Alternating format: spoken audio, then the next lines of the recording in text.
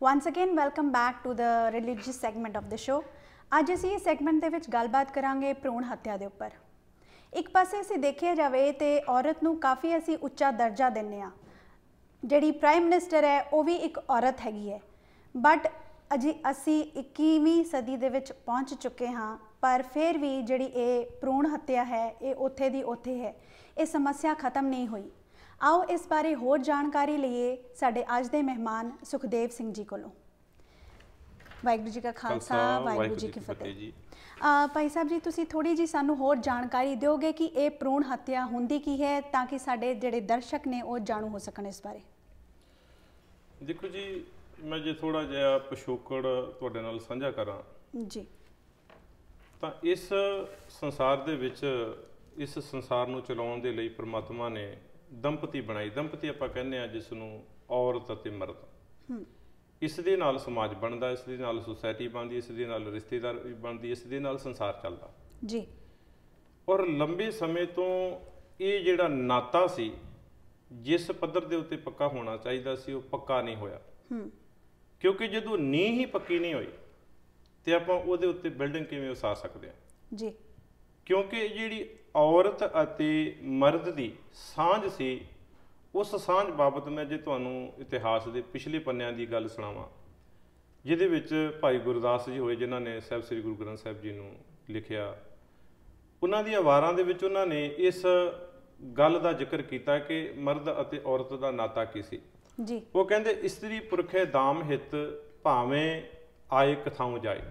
कहंदे जिहड़ा मर्द अते इस्त्री दा नाता उस समय सी जी, वो सी केवल तो केवल पैसे के उत्ते टिकिया होया कि पैसा आ रहा, धन आ रहा, कित्थों आ रहा, कित्थे जा रहा, इसका कोई वास्ता नहीं सी। जदों वो रिश्ता मजबूत नहीं सी जी ते उहदे उत्तों जिहड़ी अगली जनरेशन पैदा होनी सी किवें मजबूत हुंदी। वो जिहड़ी पछां खिचू सोच साडी उस समय सी कि जे लड़की जन्म लैंदी सी उसनूं मार दिता जांदा सी, पिंडां दे विच मार दिता जांदा सी, बच्ची जन्म लैंदी सी, लोकां दे चेहरिਆਂ ਦੇ ਉੱਤੋਂ ਰੌਣਕ ਉੱਡ ਜਾਂਦੀ ਸੀ कि हाँ उदास हो ਜਾਂਦੇ ਸੀ भी ਸਾਡੇ ਘਰ लड़की ने, ਸਾਡੇ ਘਰ ਬੱਚੀ ਨੇ ਜਨਮ ਲੈ ਲਿਆ।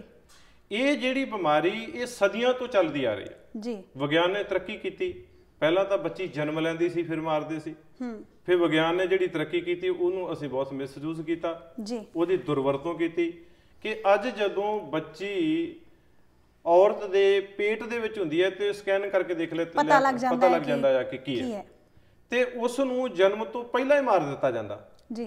जिहड़ी सोच नूं कोड़ लगा होया सी अज तो 500 700 1000 साल पहला, वो कोड़ 21वीं सदी दे विच भी खत्म नहीं हो सकिया। सो वो जिहड़ी प्रथा है वो चलदी आ रही है, अज भी चलदी आ रही है। उहदा रूप जरूर बदल गया आ, पर जिहड़ी सोच जिन्नी घटिया सी वो सोच जिहड़ी वो उवें ही चलती आ रही। इस करके बहुत वड्डे पद्धर दे उत्ते मैं कहांगा कि धरती दे उत्ते बहुत वड्डा पाप जिहड़ा है हो रहा है जी। सो जिवें आपां गल कीती ये जिहड़ा गलत सोच दे बारे है ना, इहदे बारे ते ग्रंथ साडे की कहंदे ने? दरअसल जदों आपां पुरातन तौर दे उत्ते देखदे आ, जिन्ने भी साडे फिलोसफर होए ने जां साडा धार्मिक पक्ष रहा है, उन्हें औरत नूं वो सन्मान जां औरत दा वो जिहड़ा सत्कार जां औरत दा वो अधिकार उहनूं नहीं दिता। इसनूं बुरकियां दे विच रखिया गया, इसनूं घरां च कैद रखिया गया, इस दे उत्ते जुल्म कीते गए, बहुत कुछ जां कह सकदी है भी लंबे समय तक औरत ने बहुत संताप हंडाया।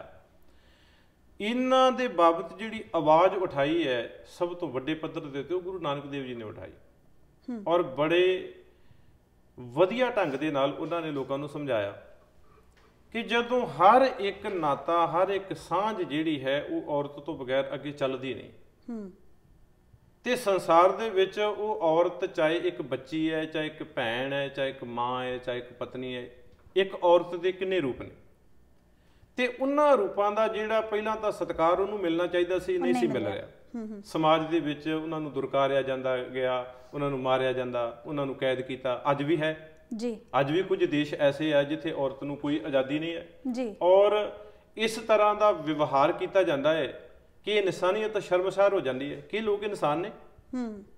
एक व्यक्ति जिहड़ा है, एक मर्द जिहड़ा है औरत दे उत्ते इस तरह का जुल्म करता है। आपां कई बार वीडियो इहो जिहियां देखदे हां जी, फिर रूहां कंबदियां कि किस तरह का इंसान 21वीं सदी का और कई लोग किते ਅਸੀਂ ऐसे देखे रहे कि ਜਿਹੜੇ ਗੁਰਬਾਣੀ ਵੀ ਪੜ੍ਹਦੇ ਨੇ ਫਿਰ ਵੀ ਇਸ ਗੱਲਾਂ 'ਚ ਆਪਣਾ ਬਿਲੀਵ ਰੱਖਦੇ ਨੇ। ਦਰਅਸਲ ਗੁਰਬਾਣੀ ਨੂੰ ਪੜ੍ਹਨ ਦਾ ਅਰਥ ਇਹ ਨਹੀਂ ਕਿ ਕੋਈ ਵਿਅਕਤੀ ਧਾਰਮਿਕ ਹੋ ਗਿਆ ਜੀ।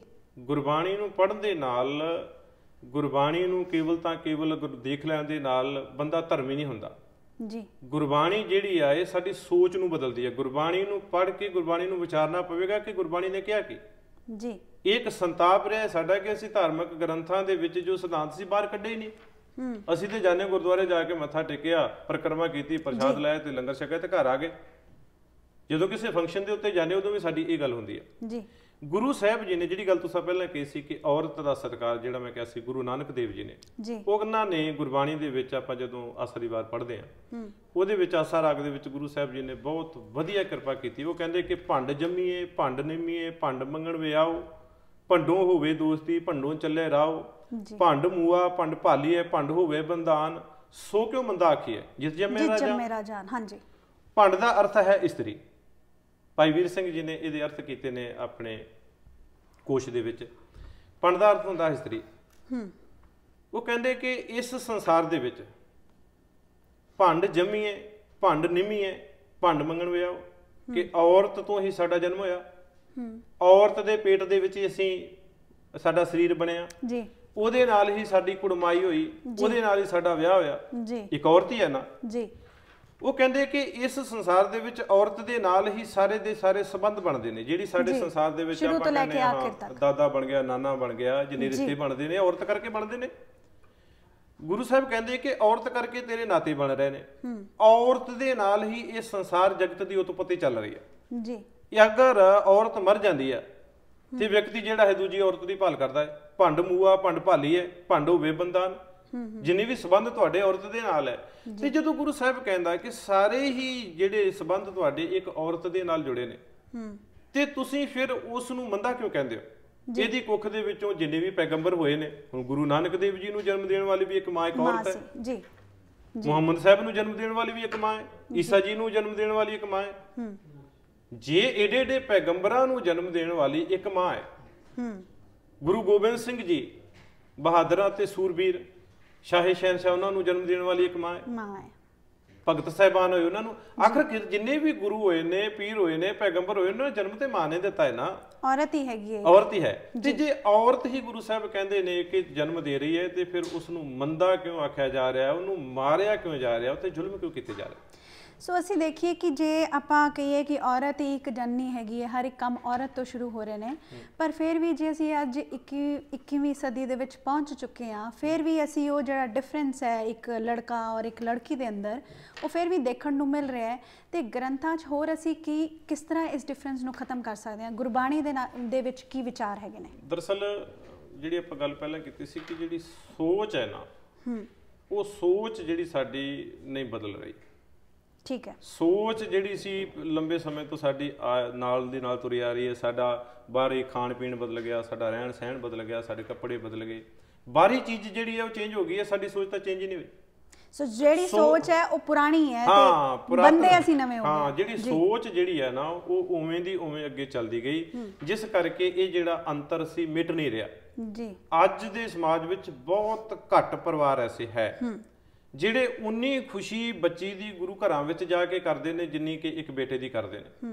ਜਦੋਂ ਕਿਤੇ ਇਸ ਤਰ੍ਹਾਂ ਦਾ ਮੌਕਾ ਬਣਦਾ, ਅਸੀਂ ਵੱਧ ਤੋਂ ਵੱਧ ਕੋਸ਼ਿਸ਼ ਕਰਦੇ ਹਾਂ ਗੁਰਦੁਆਰੇ ਵੀ ਜਿੰਨੀ ਸੰਗਤ ਆਉਂਦੀ ਹੈ ਉਹਨਾਂ ਨੂੰ ਵੱਧ ਤੋਂ ਵੱਧ ਦੱਸੀਏ ਕਿ ਇਸ ਤਰ੍ਹਾਂ ਦੇ ਕੰਮ ਹੋਣੇ ਚਾਹੀਦੇ ਨੇ ਜੀ। ਇੱਕ ਬੇਟੀ ਦੇ ਵਿੱਚ ਤੇ ਇੱਕ ਬੇਟੇ ਦੇ ਵਿੱਚ ਜਿਹੜਾ ਅੰਤਰ ਸਦੀਆਂ ਤੋਂ ਚੱਲਦਾ ਆ ਰਿਹਾ, ਉਸ ਨੂੰ ਮਿਟਾਓ ਜੀ।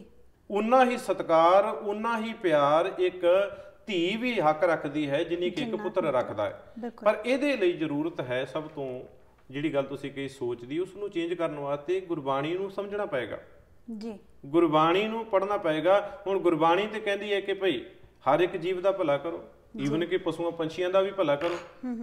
ਅਸੀਂ ਇਨਸਾਨ ਹੋ ਕੇ ਇਨਸਾਨ ਮਾਰ ਰਹੇ ਹਾਂ, ਗੁਰਬਾਣੀ ਕਹਿੰਦੀ ਹੈ ਵੀ ਭਾਈ ਪਸ਼ੂ ਪੰਛੀਆਂ ਦਾ ਵੀ ਭਲਾ ਕਰੋ। ਬਿਲਕੁਲ। ਇਸ ਕਰਕੇ ਜਿਹੜੀ ਸੋਚ ਹੈ ਨਾ, ਉਸ ਨੂੰ ਚੇਂਜ ਕਰਨ ਦੇ ਲਈ ਸਾਨੂੰ ਗੁਰਬਾਣੀ ਨੂੰ ਵਿਚਾਰਨਾ ਪਏਗਾ ਕਿ ਗੁਰਬਾਣੀ ਕਹਿ ਕੀ ਰਹੀ ਹੈ, ਗੁਰੂ ਸਾਹਿਬ ਨੇ ਸਾਨੂੰ ਕਿਹਾ ਕੀ ਹੈ।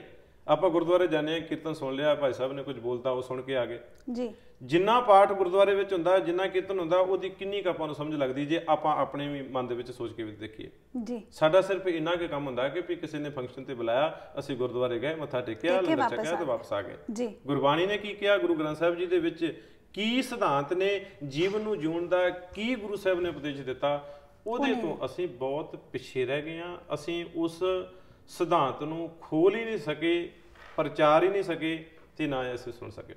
ਸੋ ਜਿਸ ਤਰ੍ਹਾਂ ਕਿ ਗੱਲ ਕੀਤੀ, ਜਿਹੜੀ ਭਰੂਣ ਹੱਤਿਆ ਇੱਕ ਤਰ੍ਹਾਂ ਦਾ ਕਿਸੇ ਨੂੰ ਮਾਰਨਾ ਹੈਗਾ, ਸੋ ਪਾਪ ਕਿਹਾ ਜਾਂਦਾ ਹੈ। ਤਾਂ ਸਿੱਖੀ ਦੇ ਵਿੱਚ ਤੇ ਇਹ ਪਾਪ ਕਰਨਾ ਹੈ ਹੀ ਨਹੀਂ, ਕਿਧਰੇ ਵੀ ਨਹੀਂ ਲਿਖਿਆ ਹੋਇਆ। ਸੋ ਉਹਦੇ ਬਾਰੇ ਤੁਸੀਂ ਕਿਵੇਂ ਕਹੋਗੇ ਕਿ ਕੋਈ ਸਟੈਪ ਕੀ ਚੁੱਕ ਸਕਦੇ ਹਾਂ ਅਸੀਂ ਇਸ ਬਾਰੇ 'ਚ? ਨਹੀਂ, ਮੈਂ ਤਾਂ ਇਹ ਗੱਲ ਕਹਾਂਗਾ ਕਿ ਕਿਸੇ ਵੀ ਧਰਮ ਦਾ, ਕੇਵਲ ਸਿੱਖ ਧਰਮ ਨਹੀਂ, ਹਰ ਇੱਕ ਧਰਮ ਦਾ ਸਭ ਤੋਂ ਵੱਡੀ ਗੱਲ ਜਿਹੜੀ ਹੈ ਉਹ ਅਸੀਂ ਪਹਿਲਾਂ ਇਨਸਾਨ ਆ, ਤੇ ਇਨਸਾਨ ਜਿਹੜਾ ਉਹ ਕੇਵਲ ਇਨਸਾਨ ਦੇ ਵਾਸਤੇ ਬਣਿਆ ਜੀ, ਇੱਕ ਦੂਜੇ ਦੀ ਹੈਲਪ ਵਾਸਤੇ ਬਣਿਆ, ਇੱਕ ਦੂਜੇ ਦਾ ਗਲਾ ਘੁੱਟਣ ਵਾਸਤੇ ਨਹੀਂ ਬਣਿਆ ਜੀ। ਲੰਬੇ ਸਮੇਂ ਤੋਂ ਜਿਹੜੀ ਬਿਮਾਰੀ ਇਹ ਚੱਲਦੀ ਆ ਰਹੀ ਆ ਕਿ ਇੱਕ ਦੂਜੇ ਨੂੰ ਨੀਵਾਂ ਕਰਨਾ ਜਾਂ ਇੱਕ ਦੂਜੇ ਨੂੰ ਮਾਰਨਾ, ਜਿਹੜਾ ਮੈਂ ਪਹਿਲਾਂ ਵੀ ਗੱਲ ਕਹੀ ਕਿ ਗੁਰਬਾਣੀ ਤਾਂ ਕਹਿੰਦੀ ਹੈ ਕਿ ਆ ਜਿਹੜੀ ਨੇਚਰ ਆ, ਪੇੜ ਪੌਦੇ ਆ, ਉਹ ਇਹ ਰੱਬ ਦੇ ਬਣਾਏ ਹੋਏ, ਇਹਨਾਂ ਦੀ ਵੀ ਹੈਲਪ ਕਰੋ, ਇਹ ਤੁਹਾਡੀ ਹੈਲਪ ਕਰਦੇ ਆ। ਸੋ ਉਹ ਵੀ ਚੀਜ਼ ਰੱਬ ਨੇ ਬਣਾਈ ਹੈ, ਤੁਸੀਂ ਕਿਉਂ ਉਹਨੂੰ ਮਾਰ ਰਹੇ ਹੋ? ਯਾਨੀ ਕਿ ਪਰਮਾਤਮਾ ਦੀ ਜਿਹੜੀ ਉਪਦੇਸ਼ ਰੂਪੀ ਬਾਣੀ ਗੁਰੂ ਸਾਹਿਬ ਨੇ ਸਾਨੂੰ ਦਿੱਤੀ ਆ, ਉਹ ਤੇ ਨਿੱਕੀ ਨਿੱਕੀ ਚੀਜ਼ ਨੂੰ ਸੰਭਾਲਣ ਦੀ ਗੱਲ ਕਰਦੀ ਹੈ। ਤੇ ਇਹ ਤਾਂ ਇਨਸਾਨ ਹੈ, ਉਹ ਤੇ ਸਾਡਾ ਅੰਗ ਹੈ, ਸਾਡਾ ਆਪਣਾ ਖੂਨ ਹੈ ਜੀ। ਤੇ ਇਹ ਗੱਲ ਨੂੰ ਤਾਂ ਮਾਰਨਾ ਤੇ ਮੈਂ ਕਹਾਂਗਾ ਮਹਾਪਾਪ ਹੈ, ਜਿਹੜਾ ਕਿ ਸਾਡੇ ਸਮਾਜ ਦੇ ਉੱਤੇ, ਮੈਂ ਕਹਿ ਸਕਦਾ ਕਿ 21ਵੀਂ ਸਦੀ ਦੇ ਵਿੱਚ ਸਾਡੇ ਸਮਾਜ ਦੇ ਉੱਤੇ ਬਹੁਤ ਵੱਡਾ ਕਲੰਕ ਹੈ ਜੀ। ਇਸ ਕਲੰਕ ਨੂੰ ਜਿਹੜਾ ਵੱਧ ਤੋਂ ਵੱਧ ਧੋਣਾ ਚਾਹੀਦਾ, ਪਰ ਧੋਣ ਵਾਸਤੇ ਫਿਰ ਸਾਨੂੰ ਆਪਣੇ ਘਰਾਂ ਵਿੱਚ ਗੁਰਬਾਣੀ ਦਾ ਦੀਪਕ ਜਲਾਉਣਾ ਪਏਗਾ। ਭਾਈ ਸਾਹਿਬ ਜੀ, ਅਸੀਂ ਇਸ ਟੌਪਿਕ ਦੇ ਉੱਪਰ ਆਪਣੀ ਗੱਲਬਾਤ ਜਾਰੀ ਰੱਖਾਂਗੇ, ਪਰ ਇੱਕ ਛੋਟੀ ਜਿਹੀ ਬ੍ਰੇਕ ਤੋਂ ਬਾਅਦ। ਘਰ ਇੱਕ ਐਸੀ ਥਾਂ ਹੁੰਦੀ ਹੈ ਜਿੱਥੇ ਹਰ ਕੋਈ ਆਪਣੀ ਨਿੱਜੀ ਜ਼ਿੰਦਗੀ ਦੇ ਸੁਨਹਿਰੀ ਪਲ ਯਾਦ ਰੱਖਦਾ ਹੈ। ਉਹ ਜਗ੍ਹਾ ਜਿੱਥੇ ਉਹ ਰਹਿੰਦਾ ਹੈ ਤੇ ਪਿਆਰ ਭਰਿਆ ਜੀਵਨ ਬਤੀਤ ਕਰਦਾ ਹੈ। ਇਹ ਗੱਲਾਂ ਤਾਂ ਹੀ ਪੂਰੀਆਂ ਹੁੰਦੀਆਂ ਨੇ ਜਦ ਕਿਸੇ ਜਗ੍ਹਾ ਨੂੰ ਸਜੇ ਹੋਏ ਘਰ 'ਚ ਬਦਲਿਆ ਜਾਵੇ। ਨਵੇਂ ਘਰਾਂ ਨੂੰ ਫਰੇਮਿੰਗ ਤੋਂ ਲੈ ਕੇ ਫਿਨਿਸ਼ਿੰਗ ਤੱਕ, ਡ੍ਰੇਪਰੀ, ਪੇਂਟਿੰਗਸ ਤੋਂ ਲੈ ਕੇ ਡੈਕੋਰੇਸ਼ਨ ਅਸੈਸਰੀਜ਼ ਤੱਕ, ਤੁਸੀਂ SK ਹੋਮ ਡਿਜ਼ਾਈਨਸ ਦੀਆਂ ਪ੍ਰੋਫੈਸ਼ਨਲ ਸਰਵਿਸਿਜ਼ ਲੈ ਕੇ ਆਪਣੇ ਸੁਪਨਿਆਂ ਦੇ ਘਰ ਨੂੰ ਹਕੀਕਤ 'ਚ ਬਦਲ ਸਕਦੇ ਹੋ। ਕੰਟੈਕਟ ਕਰੋ ਸੰਦੀਪ ਕੌਰ 6048259295।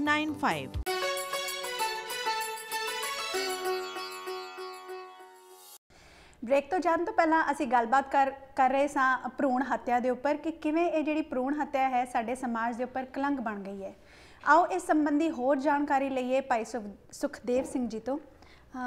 ਭਾਈ ਸਾਹਿਬ ਜੀ, ਜਿਹੜੇ ਤੁਸੀਂ ਗੱਲਬਾਤ ਕੀਤੀ ਕਿ ਜਿਹੜੀ ਇਹ ਭਰੂਣ ਹੱਤਿਆ ਹੈ ਇਹ ਇੱਕ ਕਲੰਕ ਬਣ ਗਈ ਹੈ ਸਾਡੇ ਸਮਾਜ ਦੇ ਉੱਪਰ, ਇਹ ਕਲੰਕ ਜਿਹੜਾ ਹੈ ਇਹ ਕਿਵੇਂ ਅਸੀਂ ਮਿਟਾ ਸਕਦੇ ਹਾਂ? ਦਰਅਸਲ ਜਦੋਂ ਸਾਡੇ ਘਰਾਂ ਦੇ ਵਿੱਚ ਜਾਂ ਸਾਡੇ ਚੌਗਿਰਦੇ ਦੇ ਵਿੱਚ ਅੰਧੇਰਾ ਹੁੰਦਾ ਜੀ, ਤਾਂ ਉਸ ਨੂੰ ਦੂਰ ਕਰਨ ਦੇ ਵਾਸਤੇ ਸਾਨੂੰ ਪ੍ਰਕਾਸ਼ ਲੱਭਣਾ ਪੈਂਦਾ, ਚਾਨਣ ਢੂੰਡਣਾ ਪੈਂਦਾ। ਜਿਵੇਂ ਮੈਂ ਕਿਹਾ ਸੀ ਕਿ ਇਹ ਬਿਮਾਰੀ ਸਾਡੀ ਸੋਚ ਦੇ ਵਿੱਚ ਹੈ ਜੀ। ਇਸ ਸੋਚ ਦੇ ਵਿੱਚ ਜਿਹੜਾ ਅੰਧਕਾਰ ਸਦੀਆਂ ਤੋਂ ਹੈ, ਉਸ ਦਾ ਇੱਕੋ ਇੱਕ ਹੱਲ ਹੈ, ਉਹ ਹੈ ਗੁਰਬਾਣੀ ਦਾ ਦੀਪਕ ਜੀ। ਗੁਰਬਾਣੀ ਇਸ ਜੱਗ ਮੈਂ ਚਾਨਣ, ਗੁਰੂ ਦੀ ਬਾਣੀ ਜਿਹੜੀ ਉਹ ਪ੍ਰਕਾਸ਼ ਹੈ, ਗੁਰੂ ਦੀ ਬਾਣੀ ਜਿਹੜੀ ਹੈ ਚਾਨਣ ਹੈ। ਤੇ ਗੁਰਬਾਣੀ ਜਿਹੜੀ ਹੈ ਉਸ ਨੂੰ ਸਮਝਣਾ ਪਏਗਾ, ਉਸ ਨੂੰ ਆਪਣੇ ਮਨ ਵਿੱਚ ਵਸਾਉਣਾ ਪਏਗਾ। ਦੂਜੀ ਗੱਲ ਮੈਂ ਕਹਾਂਗਾ ਕਿ ਭਰੂਣ ਹੱਤਿਆ ਦਾ ਜਿਹੜਾ ਕਲੰਕ ਸਾਡੇ ਸਮਾਜ ਦੇ ਵਿੱਚ ਲੱਗ ਰਿਹਾ ਹੈ, ਇਹਦੇ ਲਈ ਔਰਤ ਨੂੰ ਜਾਗਣਾ ਪਊਗਾ। ਅਗਰ ਭਰੂਣ ਹੱਤਿਆ ਹੁੰਦੀ ਆ ਤਾਂ ਕਿਤੇ ਨਾ ਕਿਤੇ ਔਰਤ ਵੀ ਉਹਦੇ ਵਿੱਚ ਜ਼ਰੂਰ ਸ਼ਾਮਲ ਹੁੰਦੀ ਹੈ। ਇੱਥੇ ਮੈਂ ਤੁਹਾਨੂੰ ਸਵਾਲ ਪੁੱਛਣਾ ਚਾਹਾਂਗੀ ਭਾਈ ਜੀ ਕਿ ਤੁਸੀਂ ਗੱਲਬਾਤ ਕੀਤੀ ਕਿ ਔਰਤ ਨੂੰ ਜਾਗਣਾ ਪਏਗਾ, ਸੋ ਕਿਸ ਸੰਬੰਧੀ ਤੁਸੀਂ ਕਹਿ ਰਹੇ ਹੋ ਕਿ ਔਰਤ ਨੂੰ ਜਾਗਣਾ ਪਏਗਾ, ਜਾਂ ਉਹ ਕਿਸ ਤਰ੍ਹਾਂ ਇਹ ਜਿਹੜੀ ਭਰੂਣ ਹੱਤਿਆ ਹੈ ਉਹਨੂੰ ਰੋਕ ਸਕਦੀ ਹੈ? ਪਹਿਲੀ ਗੱਲ ਤਾਂ ਸਭ ਤੋਂ ਜ਼ਰੂਰੀ ਹੁੰਦੀ ਹੈ ਸਮਾਜ ਦੇ ਵਿੱਚ, ਅਗਰ ਸਮਾਜ ਨੂੰ ਤਰੱਕੀ ਦੀ ਰਾਹ ਤੇ ਉੱਤੇ ਲੈ ਕੇ ਜਾਣਾ ਤਾਂ ਵੱਧ ਤੋਂ ਵੱਧ ਐਜੂਕੇਸ਼ਨ ਹੋਣੀ ਚਾਹੀਦੀ ਹੈ ਜੀ। ਸਭ ਤੋਂ ਜਿਹੜੀ ਬਿਮਾਰੀ ਸਾਡੀ ਸੋਚ ਨੂੰ ਲੱਗੀ ਹੋਈ ਆ ਉਹ ਹੈ ਅਨਪੜ੍ਹਤਾ। ਆਪਾਂ ਆਪਣੇ ਭਾਰਤ ਵਿੱਚ ਵੀ ਦੇਖੀਏ ਤਾਂ ਬਹੁਤ ਵੱਡੇ ਪੱਧਰ ਦੇ ਉੱਤੇ ਅਨਪੜ੍ਹਤਾ ਹੈ। ਉਹ ਜਿਹੜੀ ਐਜੂਕੇਸ਼ਨ ਦੀ ਜਿਹੜੀ ਘਾਟ ਰਹੀ ਔਰਤ ਦੇ ਵਿੱਚ, ਉਹ ਵੀ ਇੱਕ ਬਹੁਤ ਵੱਡਾ ਕਾਰਨ ਰਹੀ ਹੈ। ਇੱਕ ਤਾਂ ਐਜੂਕੇਸ਼ਨ ਹੋਣੀ ਚਾਹੀਦੀ ਹੈ। ਦੂਜੀ ਗੱਲ ਜਿਹੜੀ ਹੈ ਕਿ ਅਗਰ ਪੜ੍ਹੀ ਲਿਖੀ ਔਰਤ ਆ ਤਾਂ ਉਸ ਨੂੰ ਇਸ ਗੱਲ ਦੀ ਜਾਣਕਾਰੀ ਹੋਣੀ ਚਾਹੀਦੀ ਕਿ ਮੇਰੇ ਹੱਕ ਕੀ ਨੇ ਜੀ, ਮੇਰੇ ਅਧਿਕਾਰ ਕੀ ਨੇ, ਮੇਰੀ ਰਿਸਪੌਂਸਿਬਿਲਿਟੀ ਕੀ ਹੈ। ਉਹਨਾਂ ਸਾਰੀਆਂ ਗੱਲਾਂ ਤੋਂ ਉਹਨੂੰ ਪੂਰੀ ਤਰ੍ਹਾਂ ਜਾਗਰਤ ਹੋਣਾ ਪਏਗਾ। ਅਗਰ ਉਹ ਆਪਣੇ ਹੱਕ ਦੀ ਗੱਲ ਕਰਦੀ ਹੈ ਤੇ ਉਸ ਨੂੰ ਆਪਣੀ ਰਿਸਪੌਂਸਿਬਿਲਿਟੀ ਵੀ ਸਮਝਣੀ ਪਊਗੀ ਜੀ ਕਿ ਮੇਰੀ ਇੱਕ ਪਰਿਵਾਰ ਦੇ ਪ੍ਰਤੀ, ਮੇਰੀ ਇੱਕ ਬੱਚਿਆਂ ਦੇ ਪ੍ਰਤੀ ਕੀ ਜ਼ਿੰਮੇਵਾਰੀ ਆ। ਜੀ ਅਗਰ ਕੋਈ ਮੇਰਾ ਹੱਕ ਆ ਕਿ ਮੈਂ ਚਾਹੇ ਬੇਟੇ ਨੂੰ ਚਾਹੇ ਬੇਟੀ ਨੂੰ ਜਨਮ ਦੇਣੀ ਆ, ਤਾਂ ਉਹਦੇ ਵਿੱਚ ਇਹ ਹੋਣਾ ਚਾਹੀਦਾ ਕਿ ਅਗਰ ਮੈਂ ਬੇਟੀ ਨੂੰ ਮੇਰਾ ਪਰਿਵਾਰ ਜਿਹੜਾ ਨਹੀਂ ਚਾਹ ਰਿਹਾ, ਤਾਂ ਮੈਂ ਇਹ ਪਾਪ ਜਿਹੜਾ ਨਹੀਂ ਕਰਨ ਦੇਣਾ। ਮੈਂ ਆਪਣੀ ਬੇਟੀ ਨੂੰ ਵਸ਼ ਜਨਮ ਦੇਵਾਂਗੀ, ਚਾਹੇ ਮੈਨੂੰ ਉਹਦੇ ਲਈ ਕਿੰਨਾ ਵੀ ਕੋਈ ਨਾ ਸੰਘਰਸ਼ ਕਰਨਾ ਪਵੇ, ਚਾਹੇ ਇਹਨਾਂ ਨੂੰ ਛੱਡਣਾ ਵੀ ਕਿਉਂ ਨਾ ਪਵੇ। ਸੋ ਅਗਰ ਸਮਾਜ ਦੇ ਵਿੱਚ ਔਰਤ ਆਪਣੇ ਪੈਰਾਂ ਦੇ ਉੱਤੇ ਖੜੀ ਹੁੰਦੀ ਹੈ, ਇਸ ਗੱਲ ਦੇ ਉੱਤੇ ਹੱਕ ਦੇ ਵਿੱਚ ਉੱਠਦੀ ਹੈ, ਤੇ ਆਪਣੇ ਆਪ ਜਿਹੜਾ ਦੂਜਾ ਪੱਖ ਹੈ ਉਹ ਕਮਜ਼ੋਰ ਹੋਏਗਾ। ਸੋ ਤੁਹਾਡੇ ਕਹਿਣ ਦਾ ਇਹ ਮਤਲਬ ਹੈ ਕਿ ਜਿਹੜੀ ਔਰਤ ਹੈ ਉਹਨੂੰ ਆਪ ਨੂੰ ਇਹ ਚੀਜ਼ ਨੂੰ ਰੋਕਣਾ ਪਏਗਾ। ਬਿਲਕੁਲ ਬਿਲਕੁਲ, ਉਸ ਨੂੰ ਜਾਗਣਾ ਪਊਗਾ। ਸੋ ਇਹਦੇ ਵਿੱਚ ਜਿਹੜੀ ਉਹਦੀ ਜਿਹੜੀ ਐਜੂਕੇਸ਼ਨ ਹੈ ਉਹ ਬਹੁਤ ਮੈਟਰ ਰੱਖਦੀ ਹੈ, ਬਹੁਤ ਮੈਟਰ ਰੱਖਦੀ ਹੈ ਐਜੂਕੇਸ਼ਨ। ਸੋ ਇਹਦੇ ਵਿੱਚ ਜਿਹੜਾ ਆਪਾਂ ਗੱਲ ਕਰੀਏ ਜਿਹੜੇ ਧਾਰਮਿਕ ਸਥਾਨ ਨੇ, ਉਹ ਕਿੱਥੇ ਤੱਕ ਇਹ ਜਿਹੜੀ ਐਜੂਕੇਸ਼ਨ ਹੈ ਜਾਂ ਜਿਹੜੀ ਸਪੋਰਟ ਕਰਨੀ ਹੈ, ਲੇਡੀ ਨੂੰ ਸਪੋਰਟ ਕਰਨੀ ਹੈ, ਵੂਮਨ ਨੂੰ ਸਪੋਰਟ ਕਰਨੀ ਹੈ, ਉਹ ਕਿੱਥੇ ਤੱਕ ਮਹੱਤਤਾ ਰੱਖਦੀ ਹੈ ਜਾਂ ਕਿੱਥੇ ਤੱਕ ਉਹਨੂੰ ਸਪੋਰਟ ਕਰਦੀ ਹੈ? ਸਪੋਰਟ ਬਹੁਤ ਹੀ ਘੱਟ ਹੋ ਰਹੀ ਹੈ ਜੀ। ਹੋਣਾ ਚਾਹੀਦਾ ਸੀ ਕਿ ਜਿਹੜੀਆਂ ਬੱਚੀਆਂ ਸਾਡੀਆਂ ਨਹੀਂ ਪੜ੍ਹ ਰਹੀਆਂ ਜਾਂ ਜਿਨ੍ਹਾਂ ਦੇ ਕੋਲ ਸਾਧਨ ਨਹੀਂ, ਸਰੋਤ ਨਹੀਂ ਉਹਨਾਂ ਦੇ ਕੋਲ ਪੜ੍ਹਾਈ ਦੇ, ਇਹ ਜਿਹੜਾ ਧਾਰਮਿਕ ਸਥਾਨਾਂ ਦੇ ਉੱਤੇ ਜਿਹੜਾ ਪੈਸਾ ਇਕੱਠਾ ਹੁੰਦਾ ਹੈ, ਉਹਦੇ ਵਿੱਚ ਫੰਡ ਜਿਹੜੇ ਵੱਖੋ ਵੱਖਰੇ ਰੱਖਣੇ ਚਾਹੀਦੇ ਨੇ ਕਿ ਅਸੀਂ ਜਿਹੜੀਆਂ ਬੱਚੀਆਂ ਦੀ ਪੜ੍ਹਾਈ ਵਾਸਤੇ ਲਾਉਣੇ ਆ, ਅਸੀਂ ਹੈਲਥ ਵਾਸਤੇ ਲਾਉਣੇ ਆ ਜਿਹੜਾ ਇਸ ਤਰ੍ਹਾਂ ਲਾਉਣਾ। ਯਾਨੀ ਕਿ ਜਿੰਨਾ ਸੰਗਤ ਵੱਧ ਤੋਂ ਵੱਧ ਜਿਹੜਾ ਫੰਡ ਆਉਂਦੀ ਹੈ ਜਾਂ ਸੰਗਤ ਜਿਹੜਾ ਦਾਨ ਕਰਦੀ ਆ, ਤਾਂ ਉਸ ਨੂੰ ਡਿਵਾਈਡ ਕਰਕੇ ਜ਼ਰੂਰ ਉਹਦੇ ਵਾਸਤੇ ਐਜੂਕੇਸ਼ਨ ਵਾਸਤੇ ਜਿਹੜਾ ਰੱਖਣਾ ਚਾਹੀਦਾ। ਵਿਸ਼ੇਸ਼ ਤੌਰ ਦੇ ਉੱਤੇ ਲੜਕੀਆਂ ਜਿਹੜੀਆਂ ਬਹੁਤ ਪਿੱਛੇ ਚਲੇ ਗਈਆਂ ਐਜੂਕੇਸ਼ਨ ਦੇ ਖੇਤਰ ਦੇ ਵਿੱਚ, ਤਾਂ ਧਾਰਮਿਕ ਸਥਾਨਾਂ ਨੂੰ ਇਹ ਰਿਸਪੌਂਸਿਬਿਲਿਟੀ ਉਠਾਉਣੀ ਚਾਹੀਦੀ ਹੈ ਕਿ ਅਸੀਂ ਕੋਸ਼ਿਸ਼ ਕਰੀਏ, ਕਿਉਂਕਿ ਆਮ ਜਿਹੜੇ ਪੜ੍ਹੇ ਲਿਖੇ ਲੋਕ ਨੇ ਉਹ ਕਹਿੰਦੇ ਕਿ ਅਗਰ ਇੱਕ ਬੱਚੀ ਨੂੰ ਪੜ੍ਹਾ ਦਿੱਤਾ ਜਾਵੇ ਤੇ ਉਹਦਾ ਅਰਥ ਹੈ ਕਿ ਪੂਰਾ ਪਰਿਵਾਰ ਤੁਸੀਂ ਪੜ੍ਹਾ ਦਿੱਤਾ ਜੀ। ਔਰ ਭਾਈ ਗੁਰਦਾਸ ਜੀ ਨੇ ਬੜੀ ਸੋਹਣੀ ਗੱਲ ਕਹੀ ਹੈ ਕਿ ਕਹਿੰਦੇ ਵੀ ਅਗਰ ਇੱਕ ਔਰਤ ਪੂਰੀ ਤਰ੍ਹਾਂ ਜਾਗਰਤ ਆਪਣੇ ਹੱਕਾਂ, ਅਧਿਕਾਰਾਂ ਅਤੇ ਜ਼ਿੰਮੇਵਾਰੀਆਂ ਦੇ ਪ੍ਰਤੀ, ਔਰ ਉਹਨੇ ਆਪਣੇ ਜੀਵਨ ਨੂੰ ਸ਼ਿੰਗਾਰਿਆ ਹੈ ਗੁਣਾਂ ਦੇ ਨਾਲ, ਉਹ ਗੁਣ ਜਿਹੜੇ ਗੁਰਬਾਣੀ ਦੇ ਰਹੀ ਹੈ, ਅਗਰ ਉਹ ਗੁਣ ਲੈ ਕੇ ਆਪਣੇ ਪੇਕੇ ਘਰ ਤੋਂ ਸਹੁਰੇ ਘਰ ਵਿੱਚ ਜਾ ਰਹੀ ਹੈ, ਤਾਂ ਕਹਿੰਦੇ ਨੇ ਕਿ ਉਹ ਪੂਰੇ ਦਾ ਪੂਰਾ ਜਿਹੜਾ ਪਰਿਵਾਰ ਆ ਉਹਦੇ ਜੀਵਨ ਨੂੰ ਬਦਲਣ ਦੀ ਸਮਰੱਥਾ ਰੱਖਦੀ ਹੈ ਜੀ, ਇੱਕ ਔਰਤ ਜੀ। ਤੁਸੀਂ ਸੁਣਿਆ ਹੋਵੇਗਾ ਇਤਿਹਾਸ ਦੇ ਪੰਨਿਆਂ ਦੇ ਉੱਤੇ ਕਿ ਅਮਰਦਾਸ ਜੀ ਨੇ ਜਦੋਂ ਗੁਰੂ ਘਰ ਦੇ ਵੱਲ ਆਪਣਾ ਮੁੱਖ ਕੀਤਾ, ਤੇ ਉਹਨਾਂ ਨੇ ਗੁਰੂ ਅੰਗਦ ਦੇਵ ਪਾਤਸ਼ਾਹ ਜੀ ਦੀ ਜਿਹੜੀ ਸੁਪੁੱਤਰੀ ਸੀ ਬੀਬੀ ਅਮਰੋ, ਉਹਦੇ ਕੋਲੋਂ ਉਹਨਾਂ ਨੇ ਉਹ ਬਾਣੀ ਸਰਵਣ ਕੀਤੀ, ਤੇ ਉਹਨਾਂ ਨੂੰ ਇੰਨੀ ਮਿੱਠੀ ਲੱਗੀ ਕਿ ਉਹਨਾਂ ਦੇ ਮਨ ਵਿੱਚ ਚਾਹ ਆਇਆ ਕਿ ਇਸ ਗੁਰੂ ਦੇ ਦਰਸ਼ਨ ਹੋਣੇ ਚਾਹੀਦੇ ਨੇ ਜਿਨ੍ਹਾਂ ਦੀ ਇੰਨੀ ਮਿੱਠੀ ਬਾਣੀ।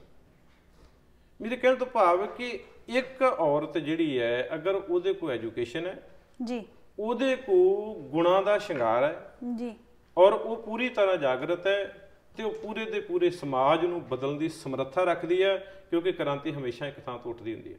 ਚੰਗਿਆੜੀ ਇੱਕ ਛੋਟੀ ਜਿਹੀ ਹੋਵੇ, ਪੂਰੇ ਜੰਗਲ ਨੂੰ ਆਪਣੇ ਲਪੇਟ ਵਿੱਚ ਲੈ ਲੈਂਦੀ ਹੈ। ਇਸ ਕਰਕੇ ਮੈਂ ਚਾਹਾਂਗਾ ਕਿ ਜਿਹੜੀ ਔਰਤ ਹੈ ਉਸ ਨੂੰ ਚੰਗਿਆੜੀ ਬਣਨਾ ਪਏਗਾ ਸਮਾਜ ਦੀਆਂ ਬੁਰਾਈਆਂ ਨੂੰ ਦੂਰ ਕਰਨ ਲਈ। ਸੋ ਇਹਦੇ ਵਿੱਚ ਜਿਹੜੀ ਐਜੂਕੇਸ਼ਨ ਹੈ ਤੇ ਉਹ ਹੱਕਾਂ ਵਾਸਤੇ ਜਿਹੜੀ ਉਹ ਖੁਦ ਲੜਾਈ ਲੜੇਗੀ, ਉਹੀ ਮਾਇਨੇ ਰੱਖਦੀ ਹੈ। ਬਿਲਕੁਲ ਜੀ, ਬਿਲਕੁਲ। ਜਿਹੜੀ ਆਪਾਂ ਇਹ ਗੱਲ ਕੀਤੀ ਭਰੂਣ ਹੱਤਿਆ ਬਾਰੇ, ਤੇ ਇਹ ਸਾਰਾ ਜੋ ਸਮਾਜ ਦੀ ਗੱਲ ਕੀਤੀ ਹੈ, ਇਹਦੇ ਵਿੱਚ ਯੰਗਸਟਰਸ ਜਾਂ ਜਿਹੜੀ ਯੰਗ ਜਨਰੇਸ਼ਨ ਹੈ, ਜਿਹੜੀ ਨਵੀਂ ਪੀੜ੍ਹੀ ਆ ਰਹੀ ਹੈ, ਉਹ ਕਿੱਥੇ ਤੱਕ ਸਪੋਰਟ ਕਰਦੀ ਹੈ? ਦਰਅਸਲ ਜਿਹੜੀ ਅਜੋਕੇ ਸਮੇਂ ਦੇ ਵਿੱਚ ਜੋ ਆਪਾਂ ਦੇਖ ਰਹੇ ਹਾਂ, ਕਿਉਂਕਿ ਨੌਜਵਾਨ ਜਿਹੜੇ ਨੇ ਉਹ ਸਮਾਜ ਦੀ, ਕੌਮ ਦੀ ਔਰ ਦੇਸ਼ ਦੀ ਰੀੜ੍ਹ ਦੀ ਹੱਡੀ ਹੁੰਦੀ ਹੈ ਜੀ, ਤੇ ਆਪਾਂ ਸਾਰੇ ਇਸ ਗੱਲ ਨੂੰ ਜਾਣਦੇ ਹਾਂ ਕਿ ਰੀੜ੍ਹ ਦੀ ਹੱਡੀ ਵਿੱਚ ਕੋਈ ਪ੍ਰੋਬਲਮ ਆ ਜਾਵੇ ਤੇ ਸਾਡਾ ਸਾਰਾ ਦਾ ਸਾਰਾ ਸਰੀਰ ਜਿਹੜਾ ਪ੍ਰਭਾਵਿਤ ਹੁੰਦਾ। ਇਸ ਕਰਕੇ ਅੱਜ ਦੇ ਅਜੋਕੇ ਸਮੇਂ ਦੇ ਵਿੱਚ ਜਿਹੜਾ ਨੌਜਵਾਨਾਂ ਦੇ ਕੋਲ ਤਿੱਖਾ ਵੇਗ ਹੈ, ਇਸ ਵੇਗ ਨੂੰ ਡਾਇਰੈਕਸ਼ਨ ਦੇਣੀ ਬੜੀ ਜ਼ਰੂਰੀ ਹੈ, ਦਿਸ਼ਾ ਦੇਣੀ ਬੜੀ ਜ਼ਰੂਰੀ ਹੈ, ਕਿਉਂਕਿ ਜਿਹੜਾ ਦਰਿਆਵਾਂ ਦਾ ਤਿੱਖਾ ਵੇਗ ਹੁੰਦਾ ਹੈ ਨਾ, ਉਹਨਾਂ ਨੂੰ ਜਿੱਧਰ ਰਾਹ ਮਿਲਿਆ ਉਧਰ ਚਲੇ ਜਾਂਦੇ ਆ ਜੀ, ਤੇ ਅੱਜ ਉਹਨਾਂ ਨੂੰ ਰਾਹ ਦੇਣ ਦੀ ਜ਼ਰੂਰਤ ਹੈ ਕਿ ਉਹ ਸਹੀ ਦਿਸ਼ਾ ਦੇ ਵਿੱਚ ਜਾਣ। ਜੋ ਸਪੋਰਟ ਹੋਣੀ ਚਾਹੀਦੀ ਹੈ ਨੌਜਵਾਨਾਂ ਦੇ ਵੱਲੋਂ, ਉਹ ਅਜੋਕੇ ਸਮੇਂ ਵਿੱਚ ਨਹੀਂ ਹੋ ਰਹੀ। ਇਹਦੇ ਜਿਹੜੀ ਤੁਸੀਂ ਕਹਿ ਰਹੇ ਹੋ ਸਪੋਰਟ ਜਿਹੜੀ ਨੌਜਵਾਨਾਂ ਵੱਲੋਂ ਹੋਣੀ ਚਾਹੀਦੀ ਹੈ ਉਹ ਨਹੀਂ ਹੋ ਰਹੀ, ਇਹ ਕੀ ਰੀਜ਼ਨ ਹੋ ਸਕਦੇ ਨੇ ਕਿ ਉਹ ਸਪੋਰਟ ਨਹੀਂ ਹੋ ਰਹੀ? ਜਾਂ ਤਾਂ ਜਿਹੜੇ ਨੌਜਵਾਨ ਨੇ ਉਹ ਧਾਰਮਿਕ ਸਥਾਨਾਂ ਵੱਲ ਆਪਣਾ ਰੁਝਾਵ ਨਹੀਂ ਦਿਖਾਉਂਦੇ, ਇਸ ਕਰਕੇ ਨਹੀਂ ਹੋ ਰਹੀ, ਜਾਂ ਕੀ ਰੀਜ਼ਨ ਕੀ ਹੈ ਇਸ ਦਾ? ਉਹਦਾ ਸਭ ਤੋਂ ਵੱਡਾ ਕਾਰਨ ਤਾਂ ਮੈਂ ਇਹ ਸਮਝਦਾ ਕਿ ਅਸੀਂ ਉਹਦੇ ਲਈ ਜ਼ਿੰਮੇਵਾਰ ਹਾਂ, ਮਾਂ ਪਿਓ ਜ਼ਿੰਮੇਵਾਰ ਆ ਉਹਦੇ ਲਈ। ਅਸੀਂ ਕੰਮ ਦੇ ਵਿੱਚ ਇੰਨਾ ਜ਼ਿਆਦਾ ਬਿਜੀ ਹੋ ਗਏ ਹਾਂ ਕਿ ਅਸੀਂ ਕੇਵਲ ਕੰਮ ਨੂੰ ਮੁੱਖ ਰੱਖਿਆ, ਅਸੀਂ ਆਪਣੀਆਂ ਜ਼ਰੂਰਤਾਂ ਇੰਨੀਆਂ ਜ਼ਿਆਦੀਆਂ ਵਧਾ ਲਈਆਂ ਕਿ ਫੁੱਲਫਿਲ ਹੀ ਨਹੀਂ ਹੋ ਰਹੀਆਂ ਜੀ 12 ਘੰਟੇ 18 ਘੰਟੇ ਤੇ ਅਸੀਂ ਕੰਮ ਕਰਦੇ ਹਾਂ ਜੀ ਬੱਚਿਆਂ ਦੇ ਕੋਲ ਤਾਂ ਅਸੀਂ ਬੈਠਦੇ ਹੀ ਨਹੀਂ ਜੀ ਇਮੋਸ਼ਨਲ ਅਟੈਚਮੈਂਟ ਜਿਹੜੀ ਸਾਡੇ ਬੱਚਿਆਂ ਦੇ ਨਾਲ ਹੈ ਹੀ ਨਹੀਂ ਹੈ ਬਿਲਕੁਲ ਉਹ ਕੀ ਹੋਇਆ ਕਿ ਜਦੋਂ ਅਸੀਂ ਬੱਚਿਆਂ ਨੂੰ ਟਾਈਮ ਹੀ ਨਹੀਂ ਦੇ ਰਹੇ ਬੱਚਿਆਂ ਦੇ ਕੋਲ ਜਾ ਕੇ ਬੈਠੇ ਨਹੀਂ ਪੁਰਾਣੇ ਸਮੇਂ ਦੇ ਵਿੱਚ ਆਪਣੀਆਂ ਦਾਦੀਆਂ ਆਪਾਂ ਨੂੰ ਘਰਾਂ ਦੇ ਵਿੱਚ ਸਾਖੀਆਂ ਸੁਣਾਉਂਦੀਆਂ ਸੀ ਜੀ ਵੀ ਬੇਟਾ ਮੈਂ ਤੈਨੂੰ ਸੁਣਾਉਣੀ ਆ ਇਹ ਸਾਖੀ ਸੁਣਾਉਣੀ ਆ ਇਤਿਹਾਸ ਸੁਣਾਉਣੀ ਆ ਬੱਚੇ ਸੁਣ ਸੁਣ ਕੇ ਸਿੱਖੀ ਵਿੱਚ ਪਰਪੱਕ ਹੋ ਜਾਂਦੇ ਸੀ ਅੱਜ ਕੱਲ ਮਾਂ-ਬਾਪ ਕੋਲ ਟਾਈਮ ਮਾਂ-ਬਾਪ ਦੇ ਕੋਲ ਟਾਈਮ ਨਹੀਂ ਹੈ ਬੱਚਿਆਂ ਦੇ ਨਾਲ ਇਮੋਸ਼ਨਲ ਅਟੈਚਮੈਂਟ ਨਹੀਂ ਹੈ ਬੱਚਿਆਂ ਨੂੰ ਅਸੀਂ ਉਸ ਖੇਤਰ ਦੇ ਵੱਲ ਲਿਆ ਨਹੀਂ ਰਹੇ ਇਸ ਕਰਕੇ ਬੱਚਿਆਂ ਨੂੰ ਜਿਹੜਾ ਰਾਹ ਲੱਭਦਾ ਉਧਰ ਬੱਚੇ ਜਿਹੜੇ ਉਹ ਨਿਕਲ ਜਾਂਦੇ ਆ ਮੈਂ ਸਮਝਦਾ ਕਿ ਮਾਂ-ਪਿਓ ਨੂੰ ਆਪਣੀ ਜ਼ਿੰਮੇਵਾਰੀ ਸਮਝਣੀ ਚਾਹੀਦੀ ਆ ਕਿ ਅਸੀਂ ਕਿਹਦੇ ਵਾਸਤੇ ਪੈਸਾ ਕਮਾਉਂਦੇ ਆ ਆਪਣੀਆਂ ਪਹਿਲਾਂ ਜ਼ਰੂਰਤਾਂ ਪੂਰੀਆਂ ਕਰਨ ਵਾਸਤੇ ਜਾਂ ਬਹੁਤੇ ਮਾਂ-ਪਿਓ ਮੈਂ ਇਹ ਸਮਝਦਾ ਕਿ ਆਪਣੇ ਬੱਚਿਆਂ ਵਾਸਤੇ ਕਮਾਉਂਦੇ ਆ ਜੇ ਬੱਚਿਆਂ ਨੂੰ ਦਿਸ਼ਾ ਹੀ ਨਹੀਂ ਆਪਾਂ ਸਹੀ ਦੇ ਸਕਾਂਗੇ ਤੇ ਪੈਸਾ ਇਕੱਠਾ ਕੀਤਾ ਸਾਡਾ ਕੀ ਕਰੂਗਾ ਜੀ ਜ਼ਰੂਰਤ ਇਹ ਨਹੀਂ ਕਿ ਅਸੀਂ ਇਹਨਾਂ ਨੂੰ ਵੱਧ ਤੋਂ ਵੱਧ ਸਹੂਲਤਾਂ ਕਿੰਨੀਆਂ ਦੇਣੀਆਂ ਜ਼ਰੂਰਤ ਇਹ ਆ ਕਿ ਇਹਨਾਂ ਦੇ ਅੰਦਰ ਦੇ ਵਿੱਚ ਅਸੀਂ ਚੰਗਿਆਈ ਤੇ ਗੁਣ ਕਿੰਨੇ ਭਰਨੇ ਜੀ ਜਿਹੜੀ ਦੁਨਿਆਵੀ ਐਜੂਕੇਸ਼ਨ ਹੈ ਉਹਦੇ ਨਾਲ ਨਾਲ ਧਾਰਮਿਕ ਐਜੂਕੇਸ਼ਨ ਦਾ ਹੋਣਾ ਬੜਾ ਜ਼ਰੂਰੀ ਆ ਨਹੀਂ ਤਾਂ ਸੰਤੁਲਨ ਨਹੀਂ ਬਣਦਾ ਬਿਲਕੁਲ ਇਹ ਕੰਮ ਮਾਪੇ ਕਰ ਸਕਦੇ ਨੇ ਜਾਂ ਫਿਰ ਜਿਹੜੇ ਧਾਰਮਿਕ ਸਥਾਨ ਨੇ ਬੱਚਿਆਂ ਨੂੰ ਤੁਸੀਂ ਉੱਥੇ ਲੈ ਕੇ ਜਾਓ ਤਾਂ ਹੋ ਸਕਦੇ ਨੇ ਮੈਂ ਤਾਂ ਸਮਝਦਾ ਕਿ ਮਾਂ ਪਿਓ ਪਹਿਲਾ ਸਕੂਲ ਆ ਜੀ ਅਗਰ ਮਾਂ ਪਿਓ ਹੀ ਪ੍ਰੇਰਣਾ ਦੇਗਾ ਤੇ ਬੱਚੇ ਗੁਰਦੁਆਰੇ ਜਾਣਗੇ ਜੇ ਮਾਂ ਪਿਓ ਆਪ ਜਾਏਗਾ ਗੁਰੂ ਘਰ ਤੇ ਨਾਲ ਬੱਚੇ ਉਹਦੇ ਚੱਲ ਕੇ ਜਾਣਗੇ ਜੀ ਪਹਿਲਾ ਸਕੂਲ ਜਿਹੜਾ ਵਾ ਬੱਚਿਆਂ ਦਾ ਉਹ ਹੈ ਮਾਂ ਪਿਓ ਦੀ ਪ੍ਰੇਰਣਾ ਲੈ ਕੇ ਬੱਚਿਆਂ ਨੇ ਛੋਟੇ ਛੋਟੇ ਬੱਚੇ ਉਹਨਾਂ ਨੂੰ ਆਦਤ ਬਣਾ ਦਿਓ ਕਈ ਵਾਰ ਬੜੇ ਖੁਸ਼ੀ ਵੀ ਹੁੰਦੀ ਹੈ ਤੇ ਹੈਰਾਨ ਵੀ ਹੁੰਦਾ ਕਿ ਛੋਟੇ ਛੋਟੇ ਬੱਚੇ ਜਦੋਂ ਮਾਂ ਪਿਓ ਦੇ ਨਾਲ ਜਾਂਦੇ ਇੰਨਾ ਸੋਹਣਾ ਹੱਥ ਜੋੜ ਕੇ ਮੱਥਾ ਟੇਕਦੇ ਗੁਰੂ ਗ੍ਰੰਥ ਸਾਹਿਬ ਜੀ ਦੇ ਅੱਗੇ ਕਿ ਦੇਖ ਕੇ ਮਨ ਖੁਸ਼ ਹੋ ਜਾਂਦਾ ਹੁਣ ਜਦੋਂ ਤੁਸੀਂ ਉਸ ਬੱਚੇ ਨੂੰ ਉਹ ਛੋਟੇ ਪੱਧਰ ਦੇ ਉੱਤੋਂ ਤੁਸੀਂ ਉਹਨੂੰ ਜੋੜਿਆ ਗੁਰੂ ਘਰ ਦੇ ਨਾਲ ਤਾਂ ਉਹ ਗੁਰੂ ਘਰ ਦੇ ਨਾਲ ਟੁੱਟ ਨਹੀਂ ਸਕੇਗਾ ਕਿਉਂਕਿ ਉਹ ਇੱਕ ਵਾਰ ਜੁੜ ਗਿਆ ਹੁਣ ਇੱਕ ਟਹਿਣੀ ਜਿਹੜੀ ਹੈ ਪੇੜ ਦੀ ਉਹਦੇ ਵਿੱਚ ਲਚਕੀਲਾਪਨ ਹੁੰਦਾ ਉਹਨੂੰ ਮੋੜ ਦੋ ਟੁੱਟਦੀ ਨਹੀਂ ਜਿੰਨਾ ਮੋੜੋਗੇ ਮੁੜ ਜੂਗੀ ਜੀ ਤੇ ਜਦੋਂ ਉਹਦੇ ਵਿੱਚ ਉਹ ਲਚਕੀਲਾਪਨ ਖਤਮ ਹੋ ਗਿਆ ਫਿਰ ਥੋੜਾ ਜਿਹਾ ਉਹਨੂੰ ਮੋੜੋ ਉਹਨੇ ਨਾਲ ਹੀ ਟੁੱਟ ਜਾਣਾ ਜੀ ਮੇਰਾ ਕਹਿਣ ਤੋਂ ਭਾਵ ਹੈ ਕਿ ਜਿਹੜੇ ਛੋਟੇ ਬੱਚੇ ਹੁੰਦੇ ਇਹਨਾਂ ਦੇ ਮਨ ਬੜੇ ਕੋਮਲ ਹੁੰਦੇ ਆ ਇਹ ਕੋਰੇ ਕਾਗਜ਼ ਦੀ ਤਰ੍ਹਾਂ ਹੁੰਦਾ ਜੋ ਚਾਹੋ ਤੁਸੀਂ ਉਹਦੇ ਉੱਤੇ ਅੱਖਰ ਜਿਹੜਾ ਲਿਖ ਸਕਦੇ ਹੋ ਬਿਲਕੁਲ ਸਹੀ ਹੈ ਗੱਲ ਤੁਸੀਂ ਬਹੁਤ ਚੰਗੀ ਕਹੀ ਕਿ ਹਾਂ ਵੀ ਬੱਚੇ ਜਿਹੜੇ ਹੁੰਦੇ ਨੇ ਬੜੇ ਕੋਮਲ ਹੁੰਦੇ ਨੇ ਅਸੀਂ ਉਹਨਾਂ ਨੂੰ ਜਿਵੇਂ ਮੋੜਾਂਗੇ ਉਵੇਂ ਬਣ ਜਾਣਗੇ ਸੋ ਅਸੀਂ ਫਿਰ ਆਖਿਰ ਦੇ ਵਿੱਚ ਜਿਹੜੀ ਗੱਲਬਾਤ ਆਪਾਂ ਕਰੀਏ ਜਿਹੜੀ ਭਰੂਣ ਹੱਤਿਆ ਬਾਰੇ ਆਪਾਂ ਗੱਲਬਾਤ ਕਰ ਰਹੇ ਸਾਂ ਜਿਹੜੀ ਆਪਾਂ ਫੈਮਿਲੀ ਦੇ ਵਿੱਚ ਦੀ ਆਂਦੀ ਹੈ ਐਜੂਕੇਸ਼ਨ ਹੋਣੀ ਚਾਹੀਦੀ ਹੈ ਲੇਡੀ ਨੂੰ ਇੱਕ ਐਜੂਕੇਸ਼ਨ ਹੋਣੀ ਚਾਹੀਦੀ ਹੈ ਤੇ ਇੱਕ ਔਰਤ ਨੂੰ ਖੜੇ ਹੋਣਾ ਚਾਹੀਦਾ ਹੈ ਹੋਰ ਤੁਸੀਂ ਇਹਨੂੰ ਖਤਮ ਕਰਨ ਵਾਸਤੇ ਹੋਰ ਤੁਹਾਡੇ ਕੀ ਵਿਚਾਰ ਨੇ ਹੋਰ ਕੀ ਸਮਝਦੇ ਹੋ ਤੁਸੀਂ ਹੋਰ ਕੀ ਸਮਾਜ ਨੂੰ ਤੇ ਐਜ਼ ਅ ਫੈਮਿਲੀ ਮਾਂ ਪਿਓ ਤੇ ਜਿਹੜੇ ਉਹਨਾਂ ਦੇ ਫੈਮਿਲੀ ਹੈ ਉਹਨਾਂ ਨੂੰ ਕੀ ਕਰਨਾ ਚਾਹੀਦਾ ਮੈਂ ਮਹਿਸੂਸ ਕਰਦਾ ਕਿ ਸਾਨੂੰ ਅਗਰ ਇਹ ਜਾਗਰਤੀ ਤੁਹਾਡੇ ਅੰਦਰ ਵਿੱਚ ਆਈ ਜਾਂ ਮੇਰੇ ਅੰਦਰ ਵਿੱਚ ਆਈ ਹੈ ਤੇ ਇਸ ਜਾਗਰਤੀ ਦੇ ਨਾਲ ਸਾਨੂੰ ਦੂਜਿਆਂ ਲੋਕਾਂ ਨੂੰ ਨਾਲ ਜੋੜਨਾ ਚਾਹੀਦਾ ਇੱਕ ਵਿਅਕਤੀ ਜੁੜਦਾ ਦੋ ਵਿਅਕਤੀ ਜੁੜਦੇ ਚਾਰ ਵਿਅਕਤੀ ਜੁੜਦੇ ਆ ਜਿਵੇਂ ਜਿਵੇਂ ਅਸੀਂ ਇਸ ਦਾਇਰੇ ਨੂੰ ਵਧਾਈ ਜਾਵਾਂਗੇ ਜੀ ਤਿਵੇਂ ਜਿਹੜੀ ਸਾਨੂੰ ਸਪੋਰਟ ਜਿਹੜੀ ਇਸ ਸਮਾਜ ਦੇ ਵਿੱਚੋਂ ਮਿਲਣੀ ਸ਼ੁਰੂ ਹੋ ਜਾਂਦੀ ਆ ਪਰ ਉਹਦੇ ਲਈ ਦੋ ਗੱਲਾਂ ਨੂੰ ਧਿਆਨ ਵਿੱਚ ਰੱਖਣਾ ਪੈਂਦਾ ਇੱਕ ਤਾਂ ਉਹਦੇ ਲਈ ਸੈਕਰੀਫਾਈਸ ਕਰਨਾ ਪੈਂਦਾ ਠੀਕ ਹੈ ਤਿਆਗ ਕਰਨਾ ਪੈਂਦਾ ਤੇ ਉਹਦੇ ਲਈ ਕੁਝ ਨਾ ਕੁਝ ਆਪਾਂ ਨੂੰ ਲਾਸ ਵੀ ਹੁੰਦਾ ਆਪਾਂ ਨੂੰ ਟਾਈਮ ਦੇਣਾ ਪੈਂਦਾ ਉਧਰ ਕਿ ਹਾਂ ਵੀ ਆਹ ਟਾਈਮ ਮੇਰਾ ਇੱਧਰ ਦਾ ਸੀ ਇਹ ਟਾਈਮ ਮੈਂ ਇੱਧਰ ਦੇ ਰਿਹਾ ਅਗਰ ਆਪਾਂ ਚਾਹੁੰਦੇ ਹਾਂ ਕਿ ਸਮਾਜ ਸੁਸਾਇਟੀ ਜਿਹੜੀ ਇੱਕ ਨਿੱਘਰ ਹੋਣੀ ਚਾਹੀਦੀ ਹੈ ਨਰੋਈ ਹੋਣੀ ਚਾਹੀਦੀ ਹੈ ਹਰ ਵਿਅਕਤੀ ਜਿਹੜਾ ਹੈ ਆਪਣੇ ਸੁੱਖ ਦੇ ਨਾਲ ਜੀਵਨ ਜੀਵੇ ਕਿਉਂਕਿ ਜ਼ਿੰਦਗੀ ਦਾ ਸਫ਼ਰ ਬੜਾ ਛੋਟਾ ਇਹ ਛੋਟੇ ਸਫ਼ਰ ਦੇ ਵਿੱਚ ਅਸੀਂ ਚਾਹੁੰਦੇ ਹਾਂ ਕਿ ਅਸੀਂ ਇੰਜੋਏ ਕਰੀਏ ਇੰਜੋਏ ਦਾ ਅਰਥ ਇਹ ਨਹੀਂ ਹੁੰਦਾ ਕਿ ਅਸੀਂ ਭੱਜ ਲਿਆ ਦੌੜ ਲਿਆ ਨੱਚ ਲਿਆ ਕੁੱਦ ਲਿਆ ਇਹ ਹੈ ਇੰਜੋਏਮੈਂਟ ਜਿਹੜੀ ਹੁੰਦੀ ਹੈ ਉਹ ਤੁਹਾਡੇ ਅੰਦਰ ਹੈ ਅਗਰ ਤੁਹਾਡੇ ਅੰਦਰ ਦੇ ਵਿੱਚ ਉਹ ਪਰਮ ਪ੍ਰਸੰਨਤਾ ਨਹੀਂ ਤੇ ਬਾਹਰ ਦੀਆਂ ਤੇ ਥੋੜੀ ਚਿੜੀਆਂ ਹੁੰਦੀਆਂ ਆਈਆਂ ਤਾਂ ਚਲਾ ਗਈਆਂ ਅੱਜ ਹੱਸ ਰਹੇ ਕੱਲ ਨੂੰ ਰੋਵਾਂਗੇ ਸੋ ਕਹਿਣ ਤੋਂ ਭਾਵ ਕਿ ਇਹਦੇ ਲਈ ਸਾਨੂੰ ਸਾਰਿਆਂ ਨੂੰ ਮਿਲਣਾ ਪਏਗਾ ਔਰ ਇਸ ਤਰ੍ਹਾਂ ਦੀ ਇੱਕ ਚੇਨ ਬਣਾਉਣੀ ਪਏਗੀ ਉਸ ਚੇਨ ਦੇ ਵਿੱਚ ਸਾਨੂੰ ਕੁਝ ਮੋਤੀ ਜਿਹੜੇ ਨੇ ਕਹਿ ਸਕਦੇ ਚੰਗੇ ਜੀਵਨਾਂ ਦੇ ਉਹਦੇ ਵਿੱਚ ਪਰੋਣੇ ਚਾਹੀਦੇ ਨੇ ਔਰ ਜਿਵੇਂ ਜਿਵੇਂ ਆਪਾਂ ਉਹਦੇ ਨਾਲ ਉਹਨੂੰ ਜੋੜ ਕੇ ਸਮਾਜ ਦੀਆਂ ਬੁਰਾਈਆਂ ਦੇ ਖਿਲਾਫ ਆਵਾਜ਼ ਉਠਾਵਾਂਗੇ ਬਿਲਕੁਲ ਖੜੇ ਹੋ ਕੇ ਆਵਾਜ਼ ਸਾਰਿਆਂ ਨੂੰ ਇਕੱਠੇ ਮਿਲ ਕੇ ਇੱਕ ਆਵਾਜ਼ ਉਠਾਣੀ ਚਾਹੀਦੀ ਹੈ ਔਰਤ ਨੂੰ ਆਪਣੇ ਆਪ ਵਾਸਤੇ ਇੱਕ ਆਵਾਜ਼ ਉਠਾਣੀ ਚਾਹੀਦੀ ਹੈ ਕਿ ਜੋ ਹੋ ਰਿਹਾ ਇਹ ਗਲਤ ਹੋ ਰਿਹਾ ਸੋ ਬਹੁਤ ਬਹੁਤ ਧੰਨਵਾਦ ਤੁਹਾਡਾ ਭਾਈ ਸਾਹਿਬ ਜੀ ਸਾਡੇ ਨਾਲ ਇਹ ਵਿਚਾਰ ਸਾਂਝੇ ਕਰਨ ਦਾ ਵਾਹਿਗੁਰੂ ਜੀ ਕਾ ਖਾਲਸਾ ਵਾਹਿਗੁਰੂ ਜੀ ਕੀ ਫਤਿਹ